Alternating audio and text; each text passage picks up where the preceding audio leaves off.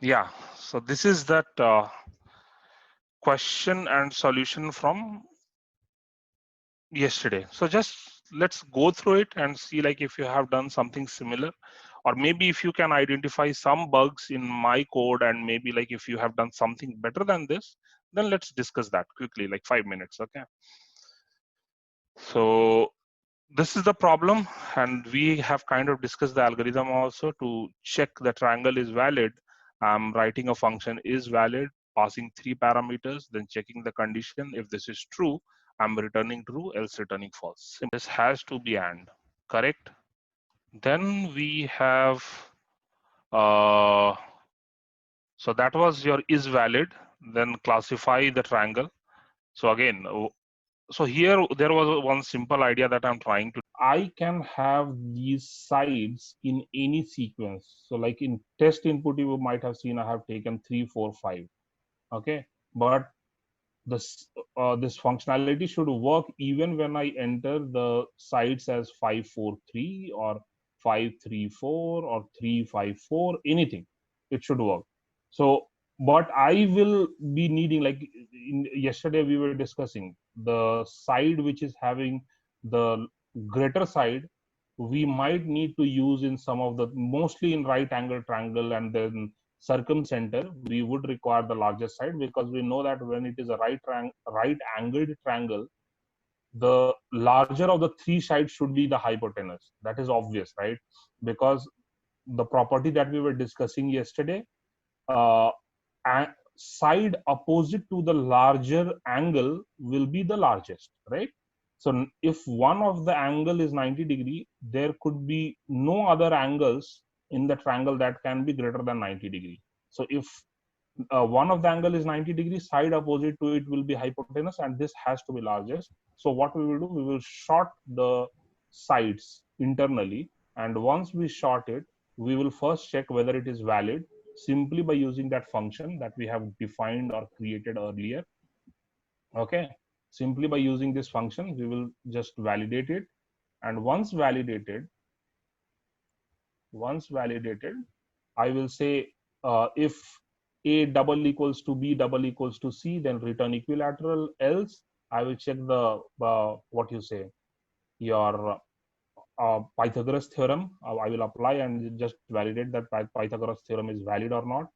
Okay, to up to check that, to validate that, because I have shorted the sides, I know that sides 2 will be the largest. So I'm using that, and then right angle triangle for isosceles, and similarly, like default was, if none of them is valid, then scale in. Okay, and else, because here I'm saying if is valid, else not valid, something like that. And then similarly for circumradius, we are assuming that it is a right angle triangle, and then just returning sides divided by 2, else I'm returning -1. Okay, that was the simple idea. Let me just okay, so this is your assignment for tomorrow. Okay, so we will learn some concepts through these problems, and that is what you are going to use to solve these assignment problems for today, right? These are your assignment problems for today. Okay, so first question which is there, it's a simple mathematical problem. I would say nothing much to discuss over here. It's all about like that. This is some sort of a puzzle where it says like there are 35 heads and 94 legs of chicken and rabbits. We can consider that chickens have 2 legs and rabbits have 4 legs. Okay, and they all will have one head. So basically, we'll need to form two equations which will be of something of this sort. So 2i plus 4j equals to your legs, total number of legs, and I plus j equals to number of heads, right? This kind of equation you have to form. And then here, like hint is also there, loop to iterate all possible solution. Now you can loop, like for number of heads, you can say range of heads starting from 1. Okay, so from 1 till the number of head plus 1, you iterate, and then what you will do, if I is what you are saying, let's say I am considering that the I value is my chicken head or rabbit head, whatever. Then your if it is rabbit head, then take another variable k and say it is chicken head. Now you try to, and this k will be what? This k will be total number of heads minus I, correct? And then try to uh, solve for these two equations in your code in a for loop and see where it satisfies for I and j, or these like these variables that you have created, for what variable, what values it satisfies these two equations, and then print the number of uh, head of chicken and head of rabbit. That is what you will need to do. Okay, this is straightforward. I will not discuss much for this question. This is a simple mathematical problem, simple puzzle that you can try solving it. Okay, now coming to, okay, now question number 2. So the question number 2 here is, find total factors of for a given integer n. This is again a mathematical problem, simple, nothing much to discuss over here. You can take these kind of problems. So here I'm saying like a number n will be given to you, and you need to find total factors, total number of factors. So what you can do, you can start from range 1 till n plus 1. Okay, and I know that, or maybe you cannot, you need not do that, because you know that 1 is always going to be a factor, and also n is always going to be a factor. So let's do till n. If I am doing till n, then it will go till n minus 1, right?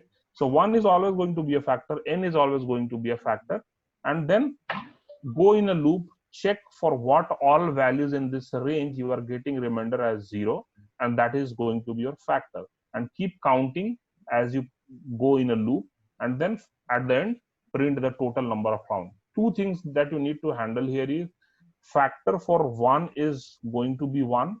Okay, and few of these things, that just the corner cases, try to handle it, you will be able to solve this problem. Okay, nothing much to discuss in problem number 2 as well. You should be able to do it. Okay, now coming to problem number 3, this is something that we have discussed in yesterday's class. So I want you not to use any for loop or anything for this problem.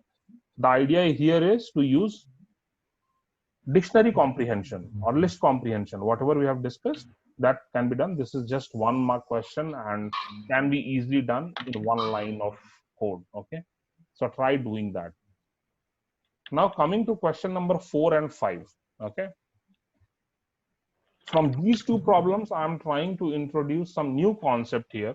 Okay, for now, all you need to know is Python community has done a great job, a tremendous job of adding lot of features. Okay, they have already written some code which you can directly reuse. Rather than reinventing the wheels, you can directly reuse them.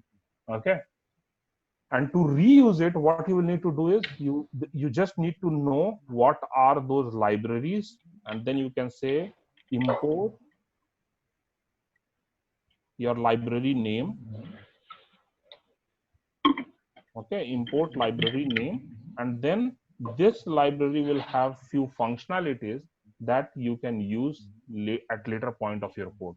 So all you are doing is, this library name is some code written by someone else, by Python community, and that you are importing in your code. Okay, you are importing in your code to reuse it. So similar to, let's say, the functions that you have created for your triangles, someone else will be using it, so you will package it, keep it somewhere. Now people may be able to import it and reuse it. So that is how it's done. So import, and then you will give the library name that you are going to use it. You can also give an alias. Sometimes this library name will be a big name, and every time to use some function of this library, you will need to say library name dot your functionality name or the function name. Okay, so sometimes this can be a large size name, and typing these many characters might be little bit time consuming every time if you type this. So maybe you can give alias. So you can give as ABC, and from now onwards, no need to use library name. You can say ABC dot the function name. That is how you are going to use it. Okay. So here I have given a sample code also, and you can take a reference of this and try to solve problem number 4 and problem number 5.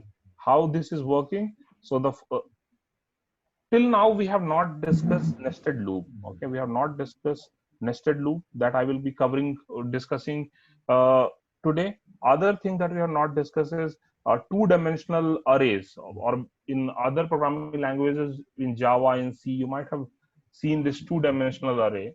In Python, let's not call it two-dimensional array, let's call it list of list or matrices. Okay, so how to iterate over the elements of the matrix which is there is something that you are going to use in problem number 4. So here what is happening, I am first importing a random function. So this random function, what it has some functions which will generate few random values for you. So in random function, I have this function called as rand int. It will generate a number. This is my start number, and this is my end number. Both are inclusive. Even 1 will be included and even 10 will be included. It's not like the range function that it will go till 9. Okay, both are inclusive, and uh, you can validate my statement like whether they are inclusive or not, but they are, I believe that they are inclusive. So random.rand 1 to 10. Okay, so this function, this use of code is going to generate a random number from 1 to 10. So every time you run it, it will give you a new number. It is going to give you a new number, range of 1 to 10. I have a list. This is a list comprehension in whole. This is a list comprehension, and within this list, I'm saying for I in range of 4, that is for I in range of 4, that is 0 to 3. Okay. Sorry, it starts from here. For row in range of 4. Okay, I'm giving a variable row. Then for this row, I'm saying for row in range of 4, what to return? Return this part. There is a list that is getting returned. So what it will return? Now again, inside for I in range of 4, random number from 1 to 10. So this is going to generate a 4 number element. So any number, maybe 2, 3, 5, and 1. That will be your first record, and this has to be done 4 times, right? So it will generate list, list, list, and list 4 times, and finally it will be a list like this. So list inside list. So this is list of list, and this is a matrix. This is a two-dimensional. Then what you have to do, you have to iterate over every element of this list and then do something. So basically I'm trying here like print all even numbers in it. I have to print all even numbers. Now how you iterate or loop over a two-dimensional array? So how we do that? So first let's discuss about this nested for loop or nested looping, how it works, okay, through some simple examples. So when I say, let's say I'm having nested loop for I in range of, let's say 3. So range of 3 as in like it will go from 0, 1, 2, correct? And then I'm saying for j in A, B, C. So this is what j will take values. It will take A, then B, then C, correct? So this is my start of for loop, the outer for loop. I'm going one tab inside, then I'm starting another loop. This is going to be my inner for loop. Now I'm simply saying, let's say print of I, comma, j. Okay, and outside this for loop, let's say I'm adding another blank print statement just to maintain spaces, and that's it. And let's see how it works first in Jupyter Notebook.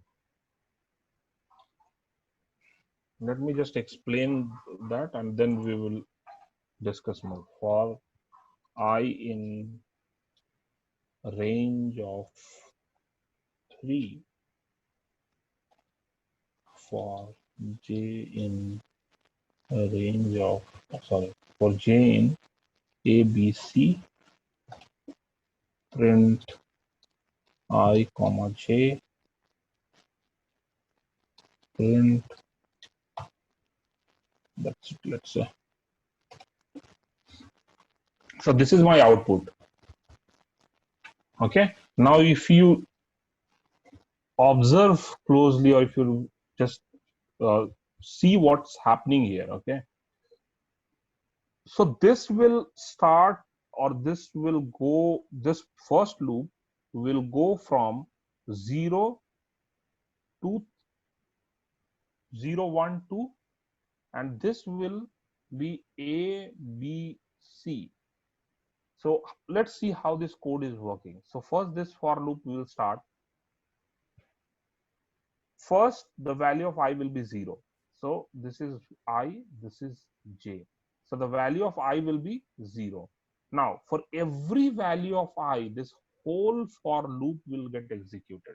So for every value of I, whatever is there inside this for loop will get executed. Okay. So for I equals to 0, j will be executed A, B, C. Okay.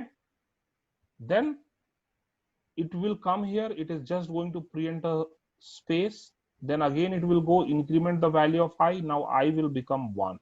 Again it will, for like what all j it will do, it will print A, B, C again it will print another blank space, and now I value will become 2 and it will print A, B and C again.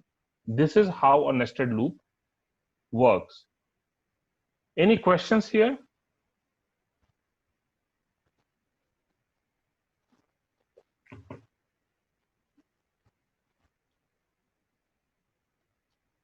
All, is there any questions? Is there any question? Is it clear? Sir, can you repeat once one again, sir? I'm Yes. disconnected. Sure. Okay. I will do that. Okay. So see, when you have nested loops, how it works is you like when you start a for loop. This is my for loop. You have started the for loop. Inside this for loop, let's say you have another for loop. Okay. You have this loop 1. Inside this, you have another loop. What I'm saying here is this for loop will go in like for every iteration, for every loop in which it is going, this whole code inside the for loop will get executed. Forget about nested for loop now. Let's take this. For I in range of 3, print I, print I multiplied by 2. How many times print I and print I multiplied by 2 will get executed? 3 times.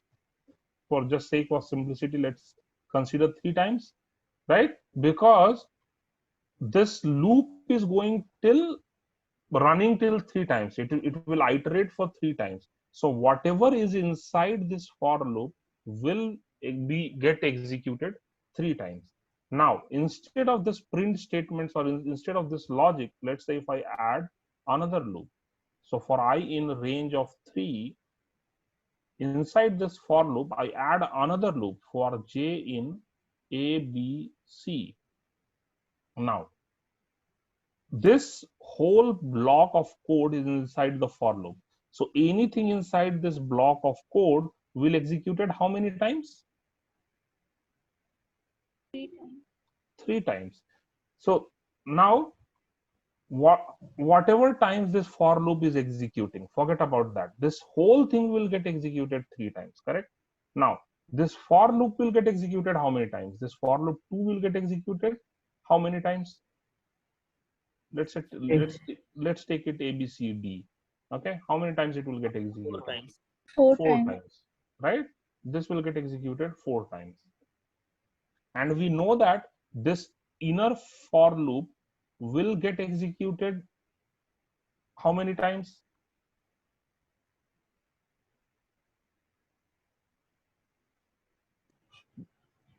This whole thing will get executed how many times is my question. 12. 4 into 3, 12. No, that is fine. That is fine. I'm saying, like, just consider this as one block of code. This whole block of code will get executed how many times? 3 times. 3 times. 3 times. Anything inside this is going to get executed for 4 times, and because this whole block is getting executed 3 times, total it will get executed 12 times. Is it clear?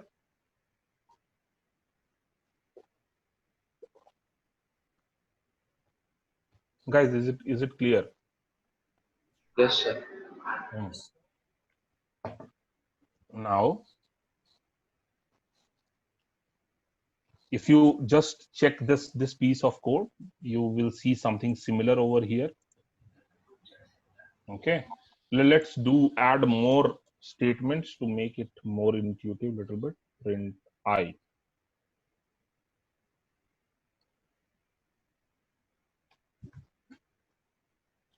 Okay, and if I run this, so see, this is my I value. For 0, like it ran, this loop started, then this inner block ran for 4 times. It will, right? Because A, B, C, D 4 times, it will run 4 times. Then for 1, it will again run 4 times. For 2, it will again run 4 times. Okay, that is how a nested for loop works. Okay, now when you have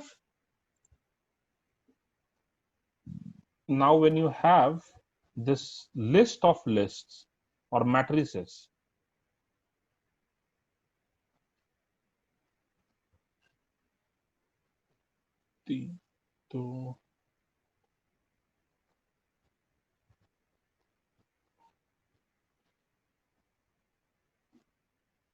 okay, how you can iterate over it. Element for you want to loop or iterate over every element which is there in this 2-dimensional array. We know that 2-dimensional array here is what? It's a list of lists. So it's basically list of lists. So this is my outer list. This is my outer list. And this, for this list, every element is a list. This is element 1. So if I say this is Li, if I say len of Li, what will be my output? 4. 12. 12. 12, right? Yes, sir. How many of you think 12? Sir, 3. 3. Yes, 3. It will 3. not be 12 because this whole thing is one element.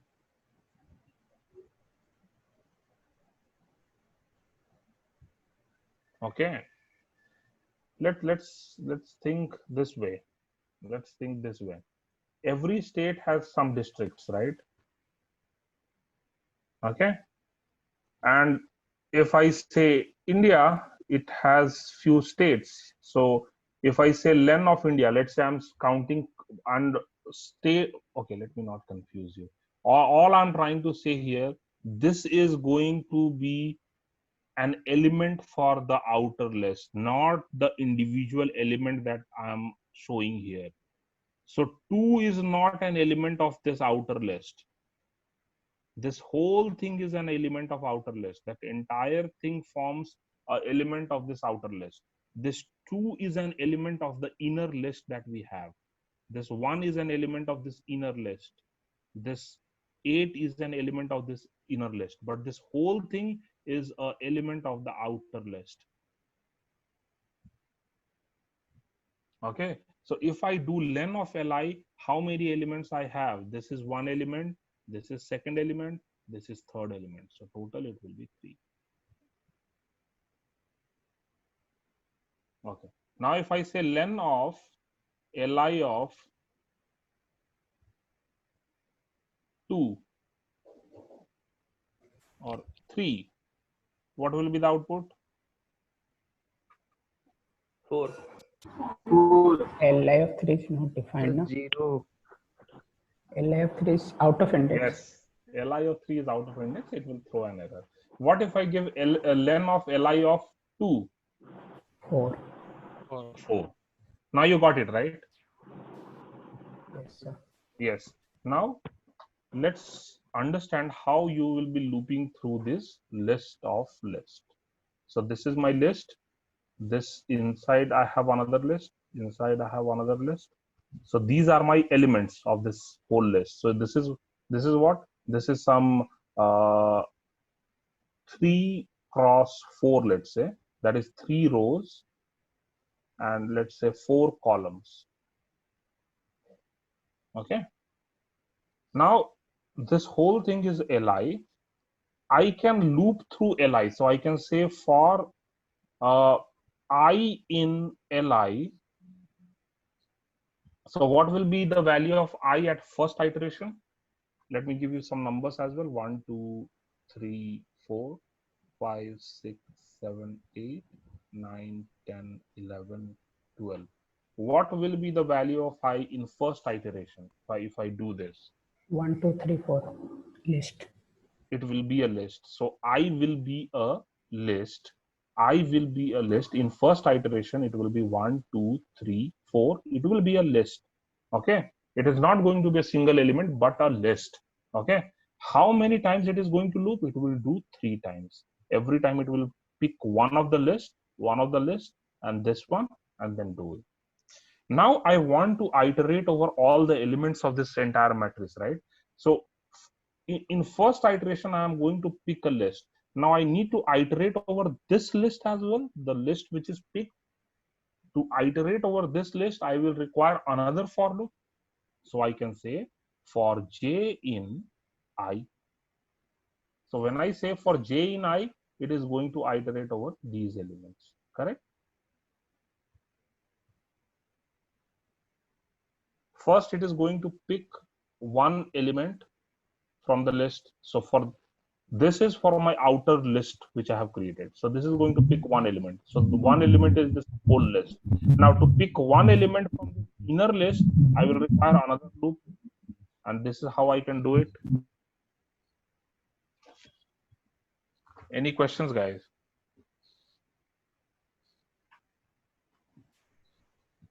So in that question itself, where the random numbers are generating, I feel everybody's output will not match. Yeah, agreed. It will not match. That is. Yes, sir. And one more is how you want to display the output. Like it should be a matrix, because I don't think that the matrix will have the dimension same. Like if I cross 3 cross 4, it should not be generated in that way. So, because we are No, don't worry about. No. See, Lily, don't confuse or get confused in that way about the dimension, everything. All you need to do. Okay, what was the question? Let me go through the question first. It's all about printing the even numbers or odd numbers. even numbers. So this will be just a simple. Printing even numbers. It is going to be a simple list. You can just use print statement. That should be fine. Okay. No dimension or anything. It is going to be a single line of code, correct? It will be just like whatever elements you find as even in that matrix, print that. That's all. Okay, guys, everyone is clear with the nested loop thing. Sir, in the last example, what will be the output of len of li of 2? Len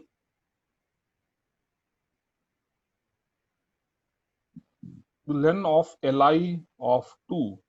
So li is what? Li is your this whole two-dimensional matrix, right? Yes, sir. Now Li of 2 will be what? 0 will be your the inner list at index 0, then something like this, correct? So the Li, whole list will be printed. no, Li of 2 will be this, right? That last. So that last list will get printed. Let's take this through some examples. Okay, so A equals to, do I need to write? Okay, I will just use this code here.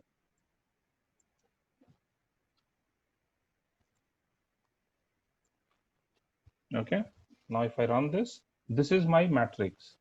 Okay, this is similar to that. This is 4 cross 4 matrix. Now if I say mat of 2, okay, so 0, 1 and 2, correct? Yes. That is how it will work. Now to iterate over this list, the way I was discussing, to iterate over the list, so your outer loop is going to iterate over these elements. Your outer loop is going to iterate over the rows. Basically, for it will in every iteration it is going to pick one row. Okay, and then when you have inner loop, it will pick every element in the row that is picked by the outer loop. Okay, let me say that again. Okay, so the outer loop is going to pick row. It will pick first row, then second row, then third row. It is going to pick the rows. Okay, and then your inner loop will pick elements from the row that was picked by the outer loop. Got it? Right? Yes, sir. So yes. So to do that, let's say I want to iterate over all the elements. So maybe just let me help you guys here. What I can say is, for I, or maybe let's write row. It makes more sense because my outer loop is picking rows, right? So for row in mat, that is my two-dimensional array, just print row. Print type of row.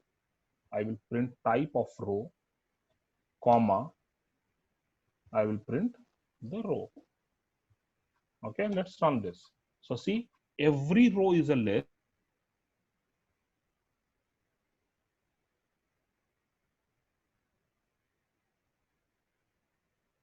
Pick one by one all the rows. So see, all the rows are picked. Okay, now I want to fetch elements from these rows. What I will do, I will, let's take the same code from here, and instead of type printing this, or let it be this way, here I will say for j in row. Okay, so this for j in row will, what it will do, let's say this row is picked by outer loop. Okay, now j in row will pick elements from this particular list. It's 8714. So for j in row, print type of j, comma,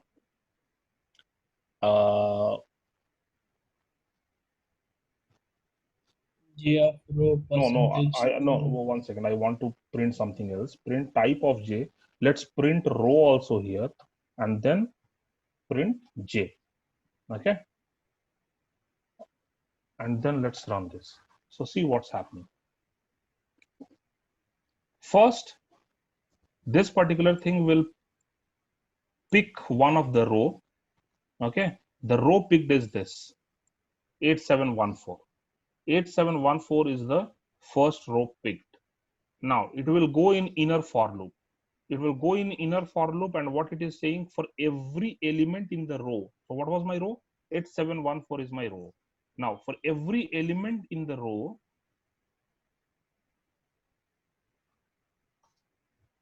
it will print the type of the element, the row from where the element was picked and the element. So this was my first row picked. Type of the element is int. From which row? 8714. What element? 8, then 7, then 1, then 4. Okay. Similarly, if you scroll down, it will be doing for another row, then another row, and so on. Okay. I hope it is clear to everyone, right? Like how nested for loop works and how you can iterate over a two-dimensional matrix in Python. Okay. Yes, no? Okay. Perfect. So you can apply the same idea. I mean, use this code directly, generate a matrix, no user input, nothing is required. Just generate a matrix. Okay. And by chance, like if, see, as I mentioned, random is always going to generate a new number for you. But let's say you want your random behavior to be little consistent, then you can use random.c. Okay, let's not go there. You can just run this code. Your output will be different every time you execute the code. That's completely fine, not a problem. We just want to see how you are able to execute this problem. If you are able to solve this problem or not. We are not interested in the exact answer or anything. Okay. So that is one thing. So you will generate a matrix, direct use this code, generate a matrix, and then after you have generated the matrix, go element by element, check if it is an even number or an odd number and print it. Okay. The similar way that we have discussed right now, nested for loop, you can iterate over the elements and print it. Okay. Coming to question number 5. Okay. So this question is assume a fair dice roll. Okay, using similar random integer generation code above.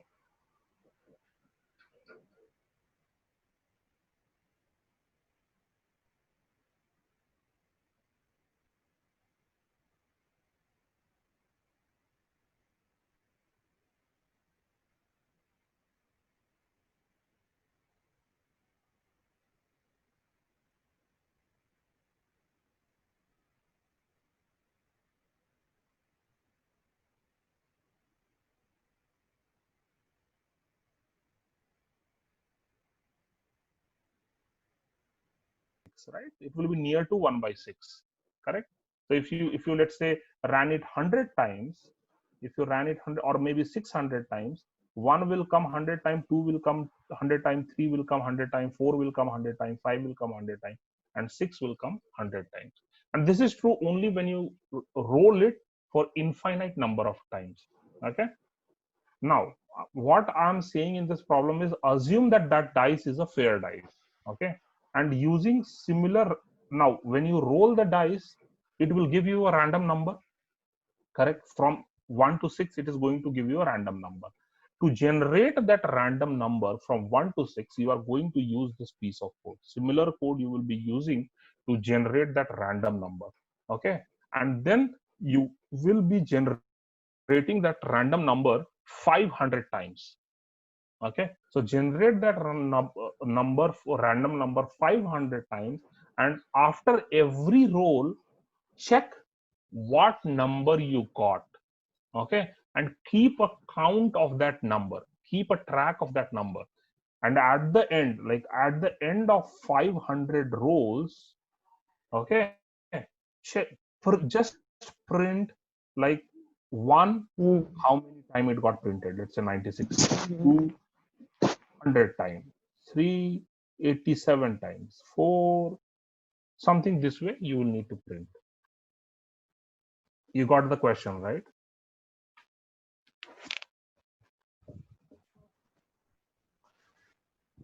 Guys, any questions? Confusion?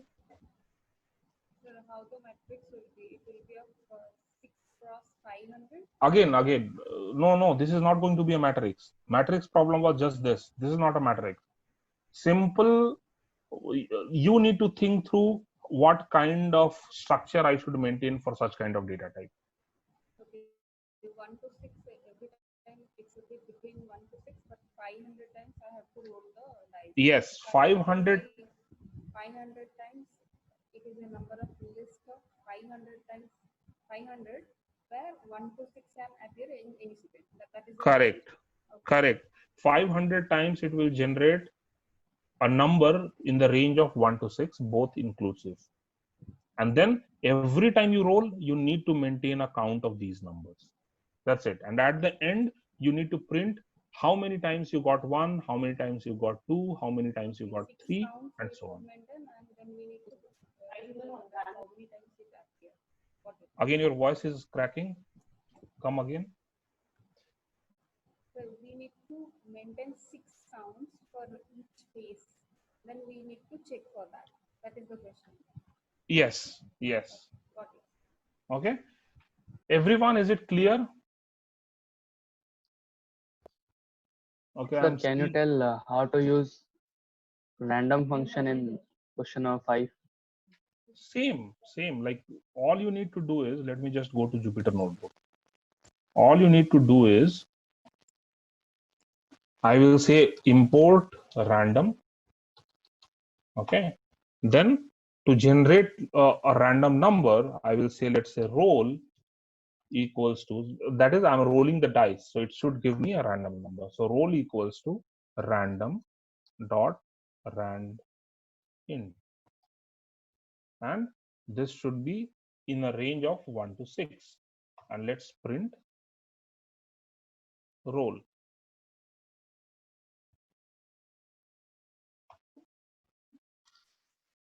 Okay. Now I'm importing this random function. If I run this, see, first, like if I run, I get 4. If I run this again, 3. If I run this again, I will get 2. If I run this again, I will get 1. And it is all random. It can be anything in the range of 1 to 6. Okay. And the way I'm running it, you have to run it 500 times and maintain the count, like how many times I got like 4, how many times I got 1, how many times I got 3. So you need to mimic this thing through a code. You need to write a code which will roll this dice 500 times and maintain the count. Okay, sir. Okay. Excuse me, sir. Yes. Sir, considering question number 5, if we do it with nested for loop, so then time complexity will be very large. You think through that nested for loop and everything. You just think through it, what you need to do and other things. The whole question idea I have given, what you have to do. I mean, you need not require a nested for loop for this, right? You just need to loop for 500 times. Within the loop, you will be generating a number. That's it. Just one loop.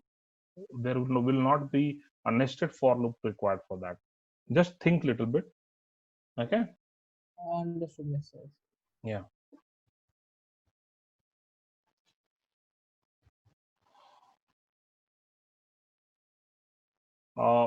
I will take 1 minute break. Maybe you guys can post your question and then we will start with some new topics for today.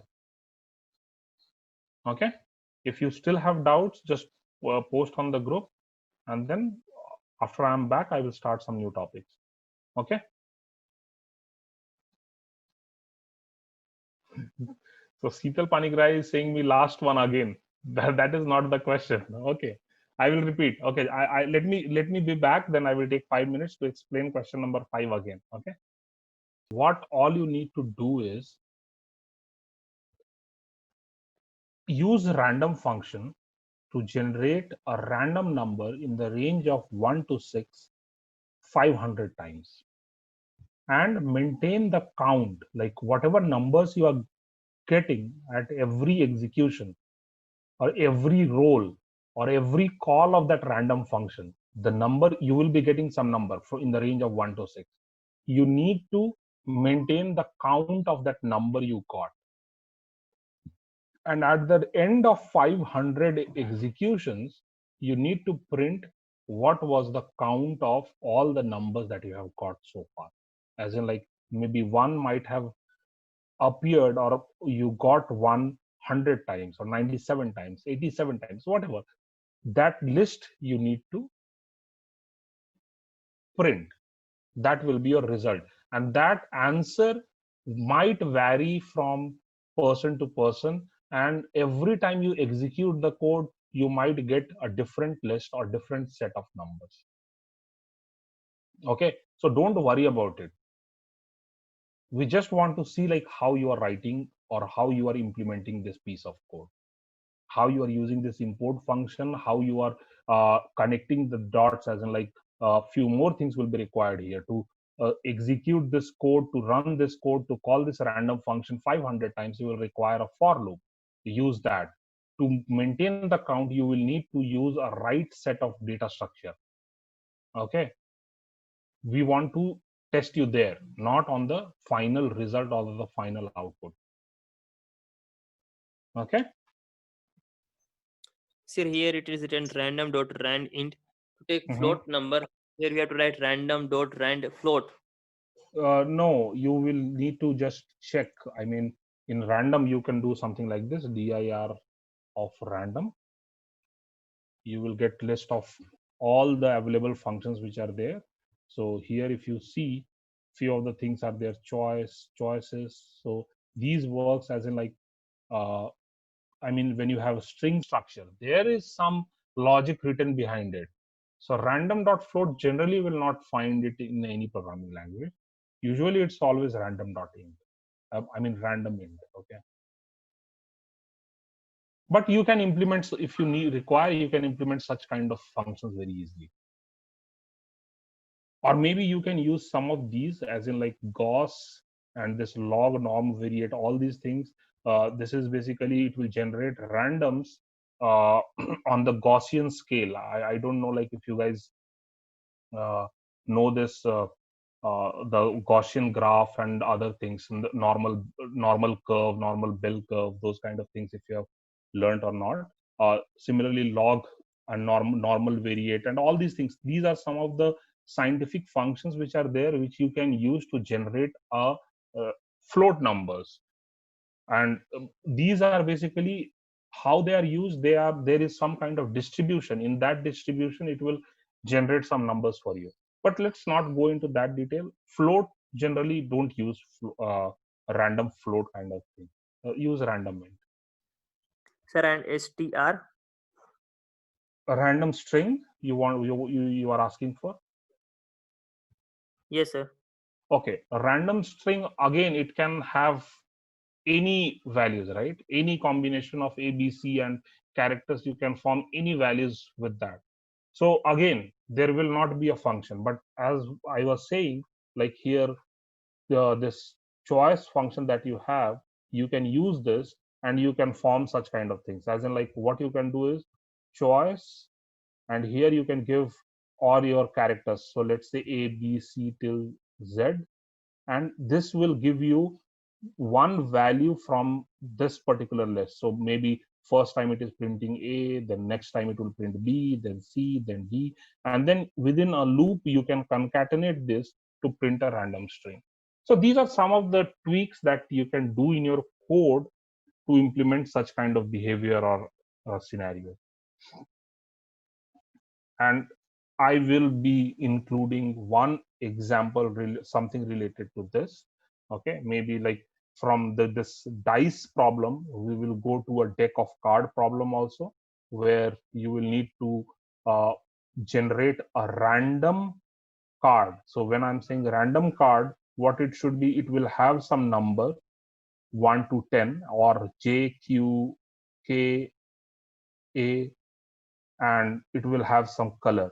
So here it will be a combination of string that you need to generate randomly. There maybe you can use this choice function and you can use it. Okay. Okay, sir. Okay. So again, see, as of now, we have not gone in detail, like we have not discussed in detail about all these random import functions, or like how to import and other things. There are a lot of things to it. We will be discussing gradually. Okay, some of the things, like whatever, it's just to get you started, to start solving problems. Okay, we will discuss one new concept today. Okay, we will discuss one new concept.